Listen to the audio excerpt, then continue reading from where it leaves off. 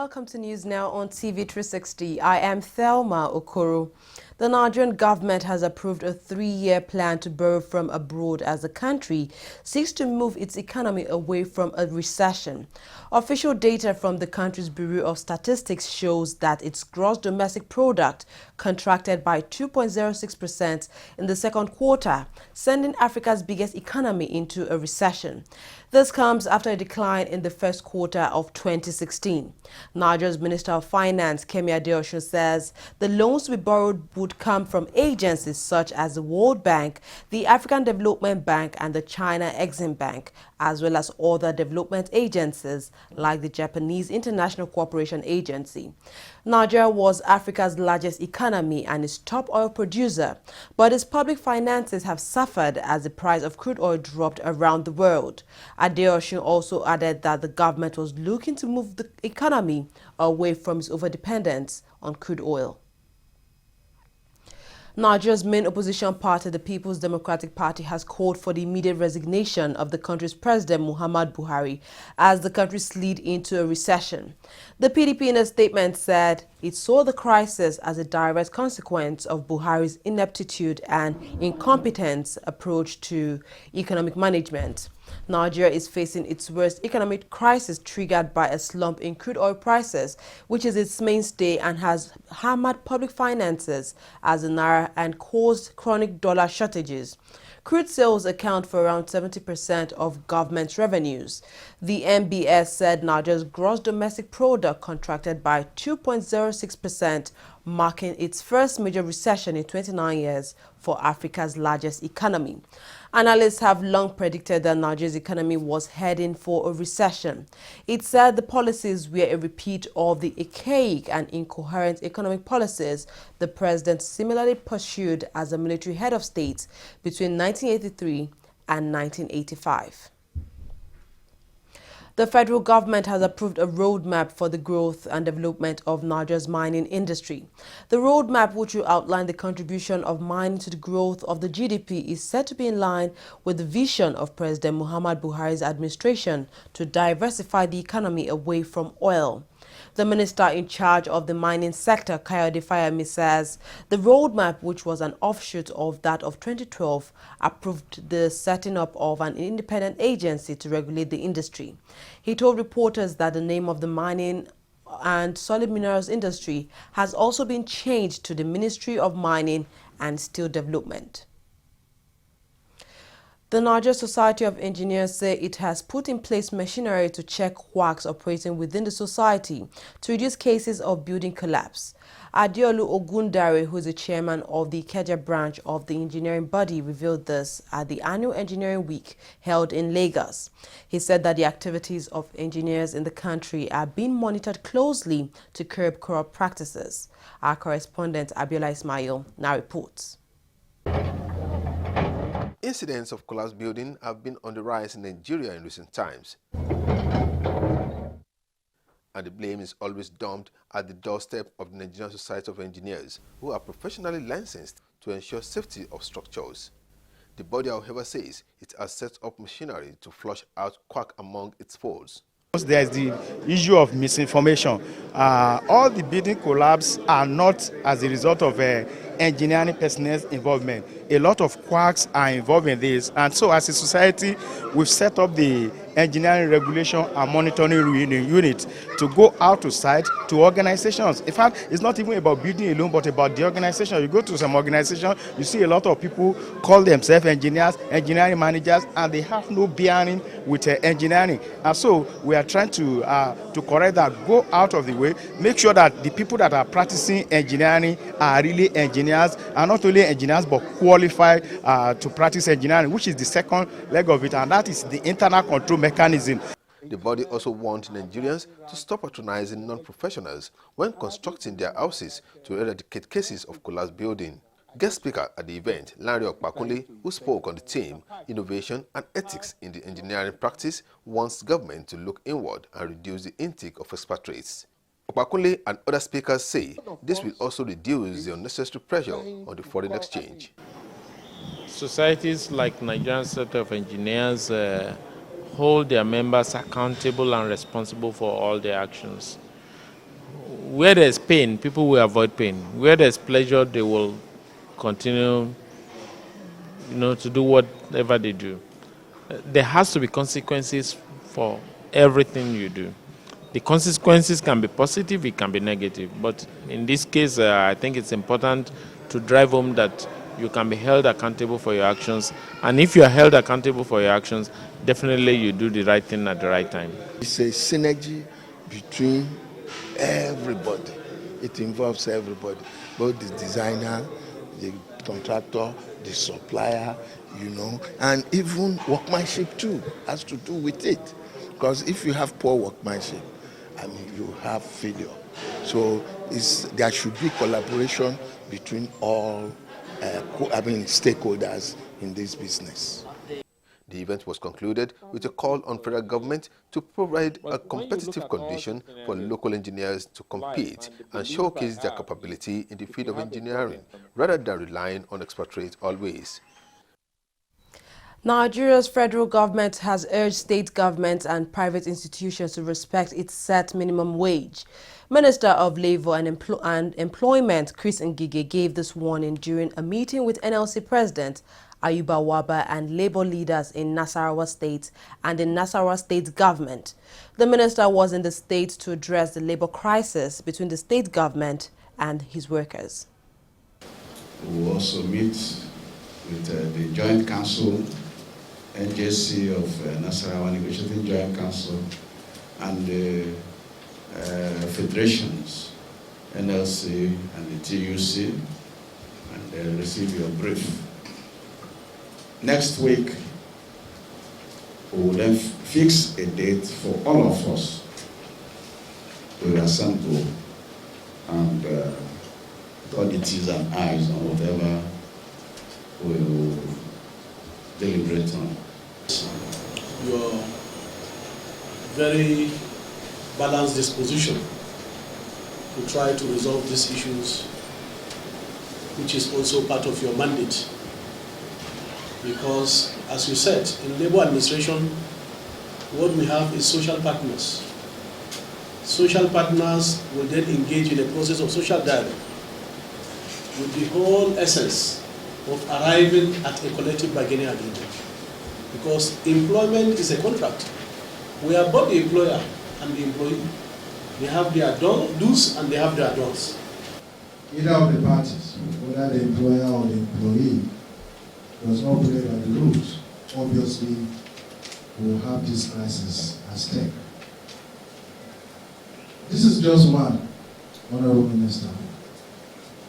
But as we are now trying to solve another one, my members in Nasarawa State have just informed me that another one is brewing. A situation where a junior officer has just been appointed the Accountant General of the state, over and above superior officers. That is another problem, an industrial problem that is coming. Two, a situation where somebody that is not in the service is appointed a permanent secretary. So, the scenario is such that there is a high level of impunity. And when such things happen, it creates a lot of backlash. And I hope that your office will guide them adequately. Like you said, in the various sessions, the rules should be made explicitly clear to them that there is still a chance for the parties to try out again amongst themselves and see if they can arrive at an amicable settlement that will once and for all end this dispute. I want to reiterate, Mr. Honorable Minister, that there had been a negotiation which was stalled before the strike came in. Nasarawa State is still willing, and as a mark of our determination to do that, I'm speaking with the authority of the governor, he has concluded plans to inaugurate a committee. As part of efforts to address insecurity in the country, the Nigerian police heads have met to discuss and proffer solutions to security challenges. The Inspector General of Police Force in Nigeria, Ibrahim Idris, met with high-ranking officers of the Nigerian Police Force in Abuja. The conference was held to set a proactive command for the Nigerian Police Force to discuss topical security challenges facing the nation. IGP Idris urged police officials to uphold democratic and community policing while ensuring that the human rights of the Nigerian citizens are upheld at all times. Aero Contractors, a Nigerian airline, has suspended its operations indefinitely in the country. The suspension is set to begin today, which is Thursday, September 1st, 2016. In a statement signed, the airline's Chief Executive Officer, Fola Akinkuotu, said the decision was part of a strategic business realignment to reposition the airline on the path of profitability. He said all staff directly and indirectly involved in providing the services would also proceed on indefinite leave of absence. The management also promised to refund all customers with valid tickets. The airline, which is the second largest in the country, has since been embroiled in financial challenges. The commander in charge of crushing the Boko Haram sect says the Nigerian army expects to seize Boko Haram's last few strongholds over the next few weeks. Major General Laki Irabo, commander of the operation, said the jihadists were now holed up in a few pockets of the Sambisa forest. Sambisa forest is a major hideout of the Boko Haram sect. The jihadist group has carried out a 7-year insurgency in Nigeria's northeast. The army missed a December deadline set by President Muhammad Buhari to wipe out the Boko Haram sect. Now, despite all these setbacks, Boko Haram still manages to stage regular suicide bombings in Nigeria and neighboring Chad, Niger, and Cameroon. Since 2009, more than 15,000 people have been killed and 2.3 million others displaced by the insurgency. Members of the Islamic movement in Nigeria have again called for the release of their leader, Ibrahim el-Zakzaki. The sect pushed for the release of their leader during a protest on Wednesday held in Abuja, the nation's capital. The group says it is being subjected to unwarranted and vicious attack by the Kaduna State government and security agencies in the country. El-Zakzaki is being charged with criminal conspiracy, inciting public disturbances, among others. A clash last December between members of his group and the Nigerian army led to the death of about 300 people. Facebook founder Mark Zuckerberg has left Nigeria. Zuckerberg arrived the country on Tuesday and stayed for just 2 days in Lagos, Nigeria's southwest region. He updated his Facebook followers on his trip to the country, which he says is a business research trip. It is actually his first visit to the country. On Wednesday, he met with technology application developers in Lagos State. He charged them to look inwards for applications that can bolster Nigeria's ailing economy. He also confirmed that currently, Nigeria hosts about 18 million Facebook users, making it the largest country of Facebook users in Africa. This, he says, played a huge part on his decision to visit the country. The Inspector General of Police, Ibrahim Idris, has directed all commissioners of police to dismantle roadblocks on highways across the country. Addressing senior police officers in Abuja, Idris also ordered the police commands to stop deploying mobile policemen as personal security details to private individuals. He instructed the commands to ensure visible policing in order to deter criminals in the country. The police boss also urged Nigerians to report errant police officials to appropriate authorities, especially those who demand bribes before granting bails to suspects. Time for a quick break. When we come back, we'll look at business and sports stories. Don't go away.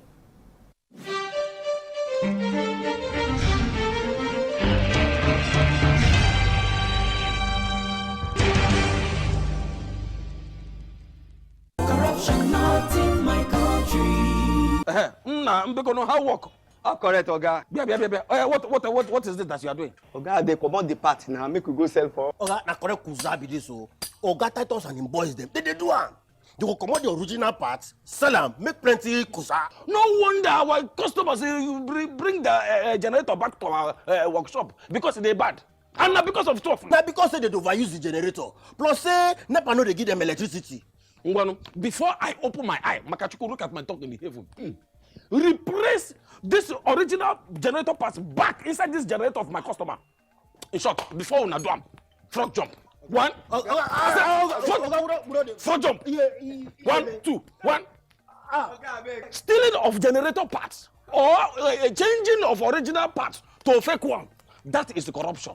Not in my country. Corruption not in my country.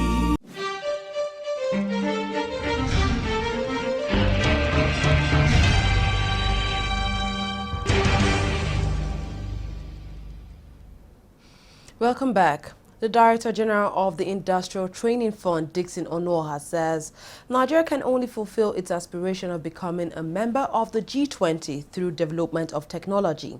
He said smaller countries like Singapore were able to develop their people technologically to boost their economy. The G20 leaders are due to meet in China to discuss issues affecting not just the members of the group but also the world.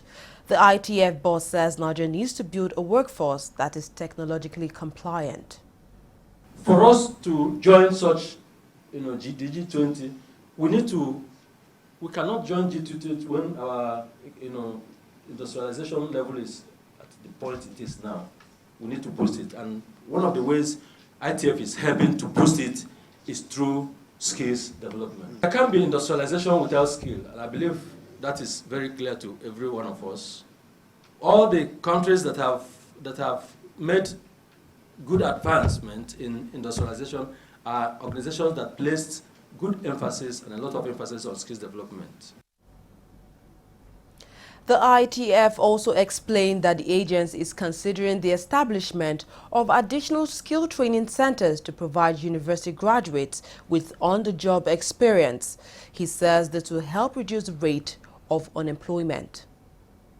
Countries like United Kingdom, Singapore and South Africa, amongst others, have used Sector Skills Council to improve skills and occupational standards. We believe that when the Sector Skills Council fully take off in all the sectors in Nigeria, they will reduce skills gap shortages, improve productivity and boost the skills of their sector workforces. Sensitization meetings towards its implementation have already been held in Abuja and Lagos and have yielded positive results. For instance, as I'm talking today, the National Automotive Council has established a Sector Skills Council for the automobile sector. That was a direct result of that effort by the Industrial Training Fund. The Central Bank of Nigeria has lifted a ban placed on 9 commercial banks in the foreign exchange market. The Apex Bank had last week suspended the banks from the interbank currency market for failing to remit about $2.1 billion owed to the Nigerian government. This made dollars even harder to obtain for end users. Dollar scarcity has gripped Nigeria's official market for several months now. The CBN has rescinded that ban, saying the affected banks have now submitted a credible payment plan.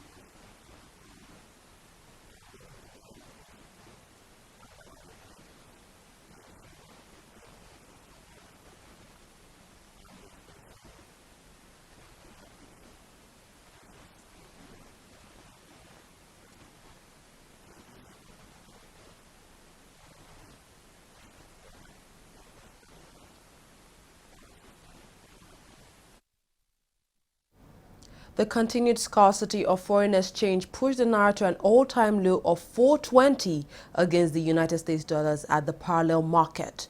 The currency hit its record low the same day that data released by the National Bureau of Statistics showed that the economy was in recession. The naira has continued to weaken in the parallel market, defying attempts by monetary authorities to reverse its slides.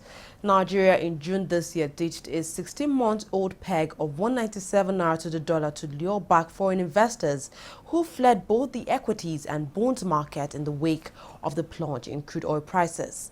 Investors have welcomed the removal of currency controls, but many are still steering clear until Nigeria's economy shows signs of a concrete recovery. Oil prices steadied on Thursday as Saudi Arabia said OPEC was moving towards a common position on oil production. Some investors think this common position could support dwindling prices. Brent crude futures for November were unchanged at $46.89 per barrel, while U.S. crude rose to $44.75 per barrel. Members of the Organization of the Petroleum Exporting Countries are due to meet in Algeria on the sidelines of the International Energy Forum on September 26 to 28. During this meeting, they are expected to seek to revive a global output freeze deal. Loud explosions and gunfire resounded through the Gabon neighborhood of Gabon's capital on Thursday. Security forces clashed with protesters angry at an election victory for President Ali Bongo they said was rigged. Opposition leader Jinping said on Thursday that 2 people were killed and many wounded when the Presidential Guard and police attacked his party's headquarters overnight after an election narrowly won by President Ali Bongo. Pink called for international assistance to protect the population of the oil-producing state and said Saturday's election was stolen by Bongo, who was declared the winner on Wednesday. Bongo took power in 2009 on the death of his father, who has ruled for 42 years. The results gives the president a further 7 years in power in the country of 1.8 million people. Dilma Rousseff has been impeached as president of Brazil. Brazilian senators on Wednesday voted to impeach her following several allegations. 61 senators voted in favor of her impeachment, while only 20 were against her impeachment. Rousseff is accused of moving funds between government budgets, which is illegal under Brazilian laws. Her critics say she was trying to plug deficit holes in popular social programs to boost her chances of being re-elected for a second term in October 2014. Now, Vice President Michael Temer has now been sworn in as her replacement. A state high court sitting in Jos has suspended the Nigerian Professional Football League until the governing body, the league management company, reinstates Jos-based side Giwa FC. Giwa FC was in May this year expelled from the NPFL by the LMA after it failed to honor 3 consecutive home games. However, the club rejected the ruling and launched an appeal against the NPFL. The same court had earlier this month ordered the reinstatement of Giwa FC to the NPFL, but the league management company filed a stay of execution on that law. In a fresh ruling, the court condemned the league's governing body for what it described as delayed tactics. The court says the councils to the Nigeria Football Federation and the LMC had not filed response to the motion on notice nor the orders given and had not sorted out the legal representation of the league. The NFF and the league management company still have an option to appeal the case. Switzerland's highest court has dismissed an appeal by Russian athletes against the decision of the International Paralympic Committee to ban the country from the 2016 Paralympic Games. Russia had initially lost an appeal against the ban at the Court of Arbitration for Sport. After losing that appeal, Russia took its case to the Swiss Federal Court. But the court in a statement said the Russian Federation has not given enough evidence that it would indeed fight the systematic doping in the country. The IPC's decision to ban Russia was based on a new WADA report which accused the country of widespread state-sponsored doping at the Sochi 2014 Winter Olympic Games. The Games begin on September 7, 2016 and is expected to run until September 18, 2016. 2 years after leaving the club for 50 million euros, David Luiz has returned to Chelsea for 32 million euros in the biggest deal on transfer deadline day. The Brazil international has signed a 3-year deal at Stamford Bridge and told the club's official website of his excitement to play for Chelsea once more. Luis won the Champions League and FA Cup during his previous spell with Chelsea and rejoins former teammates John Terry and Gary Cahill as centre-back options for new manager Conte. Well, we've come to the end of news now. We thank you very much for watching. I am Thelma Okoro.